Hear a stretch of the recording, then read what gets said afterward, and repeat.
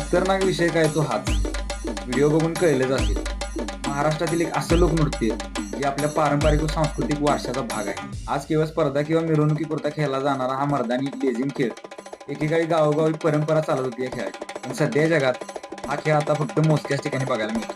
लेझिम हा खेळ केवळ लोकनृत्य किंवा मनोरंजनाचा भाग नसून तो एक प्रकारचा शारीरिक व्यायाम आहे.